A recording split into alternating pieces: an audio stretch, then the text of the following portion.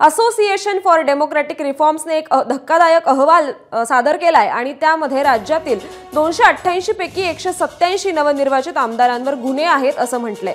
3 आमदारांवर तर खुनाचेही आरोप आहेत, 11 आमदारांवर हत्येच्या प्रयत्नाचे आरोप आहेत। 118 आमदारांनी स्वतःच यात जाहीर कबुली दिली आहे। जिंकलेल्या 10 आमदारांवर महिला अत्याचारासंबंधीचे गुन्हे आहेत। एका आमदाराकडून बलात्काराच्या आरोपाची स्वतःहून माहिती देण्यात आली आहे। भाजपच्या 132 पैकी 92 आमदारांनी प्रतिज्ञापत्रातच गुन्ह्यांची माहिती दिली आहे। 288 पैकी 277 आमदार हे कोट्याधीश आहेत, तर 105 आमदारांचं शिक्षण 5वी ते 12वी पर्यंतच, तर 165 हे पदवीधर आहेत। 2 आमदारांच्या शिक्षण रकान्यात साक्षर अशी नोंद आहे।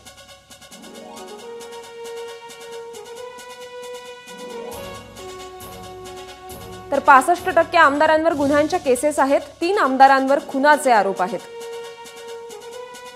11 आमदारांवर खुनाच्या प्रयत्नाचे आरोप आहेत। 10 आमदारांवर महिलांवर अत्याचार केल्याचे गुन्हे आहेत। एका आमदाराकडून बलात्काराच्या आरोपीचं स्वतःहून माहिती आहे। 118 आमदारांकडून गुन्हेगारी खटल्यांची स्वतःहून माहिती देण्यात आली आहे। भाजपच्या 132 पैकी 92 आमदारांकडून गुन्ह्यांची प्रतिज्ञापत्रातच माहिती देण्यात आली आहे।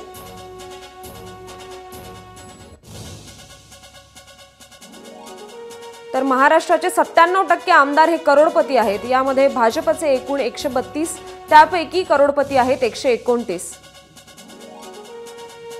शिवसेनेच्या 57 आमदारांपैकी 56 आमदार हे करोडपती आहेत। राष्ट्रवादीच्या 41 आमदारांपैकी 41 आमदार हे करोडपती आहेत।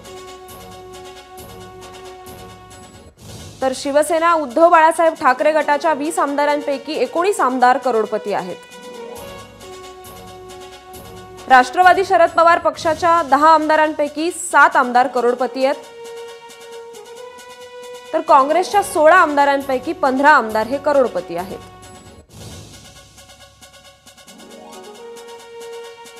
गंभीर गुन्हे असलेले आमदार आपण पाहूयात। भाजपच्या 132 पैकी 53 जणांवर गंभीर गुन्हे आहेत। तर शिवसेनेच्या 27 आमदारांवर, राष्ट्रवादीच्या 41 पैकी 12 आमदारांवर गंभीर गुन्हे आहेत। तर शिवसेना उद्धव बाळासाहेब ठाकरे गटाच्या 20 आमदारांपैकी 8 जणांवर गंभीर गुन्हे आहेत। काँग्रेसच्या 16 पैकी 6 आमदारांवर, तर राष्ट्रवादी शरद पवार पक्षाच्या 8 पैकी 4 आमदारांवर गंभीर गुन्हे आहेत। समाजवादी पक्षाच्या 2 आमदारांपैकी 2ही आमदारांवर गंभीर प्रकारचे गुन्हे आहेत।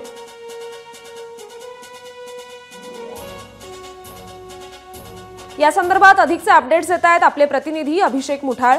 अभिषेक, एक धक्कादायक अहवाल समोर आलाय आणि त्यामध्ये बहुतांश आमदारांवर गंभीर प्रकारचे गुन्हे असल्याचंही समजतंय। अधिकचे काय अपडेट्स आहेत?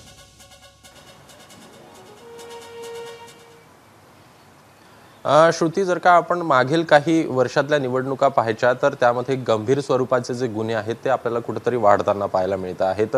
2009च्या निवडणुकींशी जर का आपण तुलना केली तर 2009 साली साधारणपणे 20% आमदारांवर गंभीर स्वरूपांच्या गुन्ह्याची नोंद आपल्याला पाहायला मिळालेली होती। मात्र जर का या निवडणुकीचा विचार केला तर 41% आमदार असे आहेत ज्यांच्यावर गंभीर स्वरूपाच्या गुन्ह्याची नोंद आहे। त्यापैकी 3 आमदारांवर तर हत्येचा गुन्हा आहे, 307 चे गुन्हे साधारण 10 ते 11 आमदारांवर आहेत। सोबतच महिलांशी अत्याचार असेल किंवा महिलांसंदर्भातले जे गुन्हे आहेत त्यामध्ये देखील लक्षणीय संख्या ही आपल्याला या आमदारांची पाहायला मिळते आहे। एकूण मागील काही वर्षात गुन्हेगारी स्वरूपाचे जे काही लोक आहेत ते पण ओरड होत आहे की ते पण आपल्याला आता राजकीय पक्षांमध्ये येताना पाहायला मिळतं आणि अशांना देखील उमेदवारी जी आहे ती दिली जाते आणि त्यातच ते आमदार देखील निवडून येताना आपल्याला पाहायला मिळत आहेत। दुसरीकडे पाहायचं तर अनेक कोट्याधीश आमदार आपल्याला सध्याला पाहायला मिळत आहेत। एकूणच आपण 2009शी तुलना केली तर 65% आमदार हे कोट्याधीश होते। एकूणच 1 कोटीहून अधिकची आपण संपत्तीचा सध्याला आता विचार करतो आहे। तर 2009 साली 65% होते, तर आता जर का पाहायची तर ती ती संख्या ही 97% पोहोचली आहे. म्हणजे सर्वसाधारणपणे सगळेच आमदार हे सध्याला कोट्याधीश आहेत. त्यामध्ये एकूण पराग शहांची संपत्ती आपल्याला मोठ्या प्रमाणात पाहायला मिळते. मंगलप्रभात लोढा असतील, प्रशांत ठाकूर असतील, तर जे सगळ्यात कमी स्वरूपाचं ITR असेल किंवा मग ज्यांची कमी असेट किंवा संपत्ती आहे त्यामध्ये सगळ्यात जर का पाहायचं तर गोपीचंद पडळकर असतील किंवा मग अकोला पश्चिमचे आमदार आहेत साजिद खान पठाण यांचं आपल्याला नाव यामध्ये पाहायला मिळतं आहे. सोबतच महिलांची जी संख्या आहे ती कुठंतरी आपल्याला कमी पाहायला मिळतं आहे. महिला ह्या मोठ्या प्रमाणात निवडून यायला पाहिजे यासाठी प्रयत्न आपल्याला होताना पाहायला मिळत होते. मात्र आता जर का पाहायचं तर ती संख्या आपल्याला कुठंतरी घटल्याचं चित्र पाहायला मिळत आहे. एकूणच पुरुषांची संख्या, पुरुष आमदारांची संख्या पाहिजे तर आता ती 92% आहे. तर महिला ज्या नवनिर्वाचित आमदार आहेत त्यांची संख्या ही सध्याला 22 आपल्याला पाहायला मिळते आणि त्यामुळे कुठेतरी 8% सध्याला महिला ज्या आमदार आहेत ते आता निवडून आलेले आहेत. त्यामुळे एकूण अनेक महत्त्वाचा हा संपूर्ण रिपोर्ट पाहावा लागणार आहे. एकूण 23 तारखेला निकाल लागल्यानंतर मतमोजणी झाल्यानंतर संपूर्ण हा रिपोर्ट आहे आणि त्यामध्ये एकूण जर का पाहायचं तर ITR असतील किंवा मग त्यांची संपत्ती असेल, त्यांच्यावर किती प्रमाणात गुन्हे दाखल आहेत, कशा प्रकारचे गुन्हे आहेत, गंभीर स्वरूपाचे आहेत, हे आहेत, ह्या सगळे डिटेल जे आहेत ते आपल्याला या रिपोर्टमध्ये पाहायला मिळत आहे. मात्र मागील काही वर्षात कुठंतरी गंभीर स्वरूपाचे गुन्हे जे आहेत त्यात लक्षणीय वाढ आपल्याला होताना दिसते.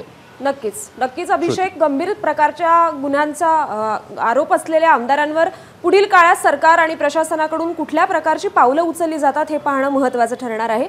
धन्यवाद आपण दिलेल्या या सविस्तर माहितीसाठी.